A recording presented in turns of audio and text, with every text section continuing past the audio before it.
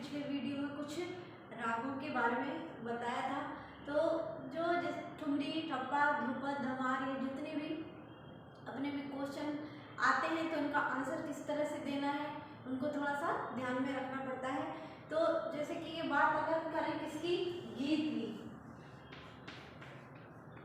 ये क्या है,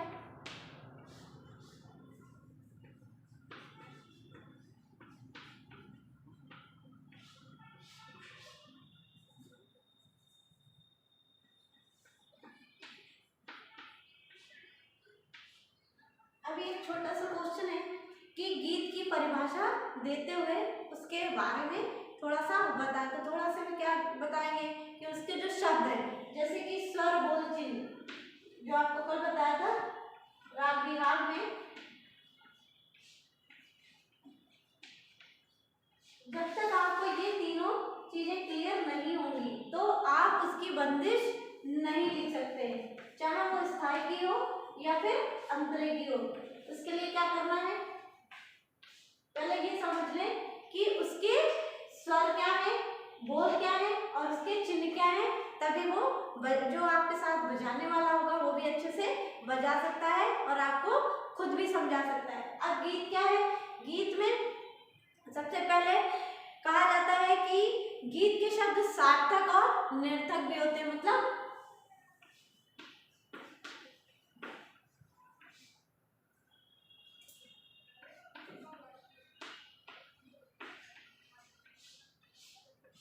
हर चीज के दो पहलू होते हैं। जैसे कोई चीज अच्छी, किसी चीज में कोई अच्छाई है तो उसमें बुराई भी होगी, या कोई चीज उल्टी है तो वो सीधी भी होगी। तो ठीक उसी तरह से जैसे अपने और भी दिन है तो रात भी होगा, तो ठीक उसी तरह से जैसे अपने ये अपोजिट शब्द आ रहे हैं सार्थक और निरर्थक, तो उसमें क्या इन्होंने कहा है कि ये दोनों ही होते हैं। क्यों होते हैं, गीत के शब्द सार्थक और निरर्थक भी होते हैं। तो सार्थक कौन से हैं, जो हम अपन सीधे सीधे एक बात करते हैं कि कोई भी गाना या भजन, पर उसमें क्या इन्होंने बता दिया मेन बात कि तराने के शब्द जो होते हैं नोम, तोम, ताना, ना या दिर दिर, ऐसे जो शब्द उसमें आते हैं तो क्या कह रहे हैं, वो निरर्थक होते हैं। किसमें, तराने में। इनके शब्द क्या होते हैं, निरर्थक, और इसके क्या है, सार्थक। क्योंकि जो अपने को क्लियर समझ में आ रहे हैं वो क्या हो गए, सार्थक हो गए, और जो क्लियर नहीं समझ में आएगा वो निरर्थक हो गए। तो उसी तरह से इन्होंने कहा कि तराने शब्द जो है उस ये जो है उस्ताद, एक नाम है उस्ताद आमिर खान का कहना था कि तराने के शब्द अब अरबी फारसी भाषा के लिए प्रयोग किए जाते हैं। कौन सी भाषा के लिए, ये क्वेश्चन आता है कि तराना शब्द की उत्पत्ति या किससे हुई, तो क्या बताएंगे, अरबी फारसी। तराने शब्द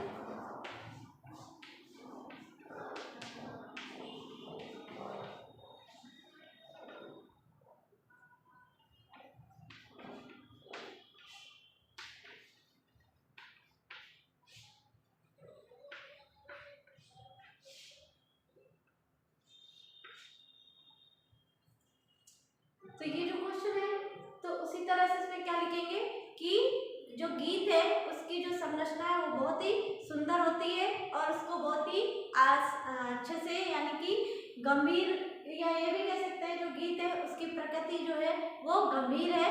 या ऐसे ऑब्जेक्टिव क्वेश्चन भी बन सकता है कि गीत की प्रकृति गंभीर होती है या नहीं होती है। तो डायरेक्ट क्वेश्चन भी से तैयार हो रहा है, हाँ होती है, और ऑब्जेक्टिव क्वेश्चन भी बन रहा है कि संगीत में जो गीत है उसकी प्रकृति को गंभीर तरीके से ही गाया जाता है। क्योंकि अगर उसका चलन, जो एक चलन बताते हैं कि गंभीर प्रकृति का राग है या चंचल प्रकृति का राग है, तो अगर राग और गीत में डिफरेंस आ जाएगा तो ये थोड़ा सा अलग हो जाएगा, पर जो एक गाने का तरीका है वो थोड़ा सेम मैच करता है एक दूसरे से। तो इन्होंने क्या कहा कि जो सार्थक है वो ये था और निरर्थक है वो ये है। तो अब जो गीत की बात करें फिर उसके बाद क्या आएगा आपका,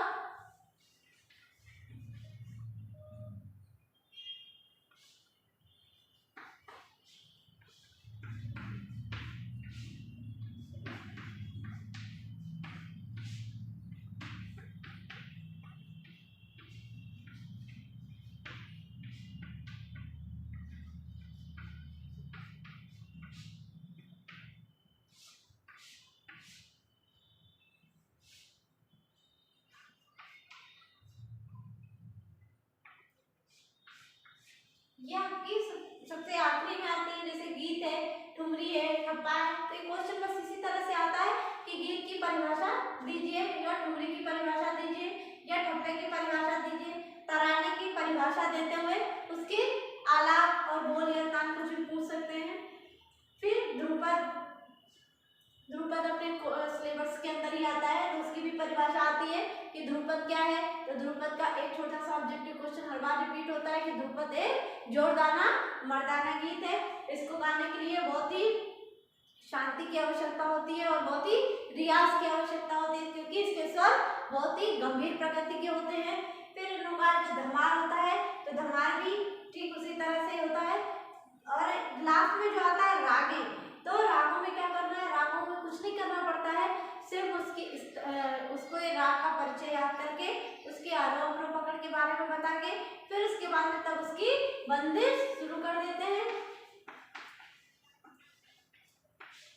चाहे वो बिहार हो, भैरवी हो, जौनपुरी के कोई सी भी राग हो, हर राग का एक ही स्टार्टिंग होती है कि उसको किस तरह से शुरुआत करते हैं।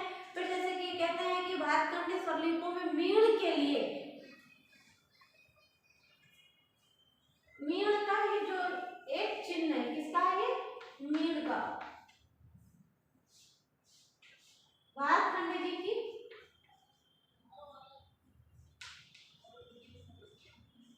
स्वरलिपि जो है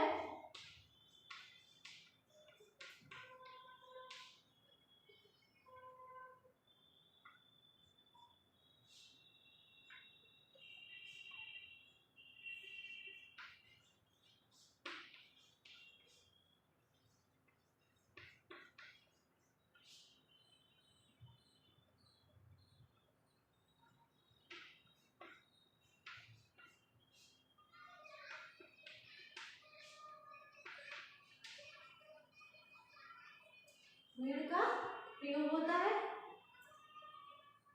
ये मीण का क्या है, चिन्ह है। किसके अनुसार, भारतखंडी जी की स्वरलिपि के अनुसार। तो आप क्या करना है, आगे बहुत सारे ऐसे क्वेश्चन आते जाएंगे थ्योरी में, जो आपको लिखने भी है, याद भी करने हैं और बताने भी हैं। ऐसे बहुत से क्वेश्चन जो आपको ना समझ में आ रहे हो, एक बार फिर से कह रहे हैं, जो आपको ना समझ में आ रहे हो उनको आप एक बार पूछ सकते हैं, 2 बार पूछ सकते हैं, और बाकी आपको कहीं से भी कुछ भी दिक्कत हो तो एक आप बार बार उनको पूछ सकते हैं। आज के लिए तो कल मैं आपको नेक्स्ट वीडियो में और भी बहुत सारे क्वेश्चन के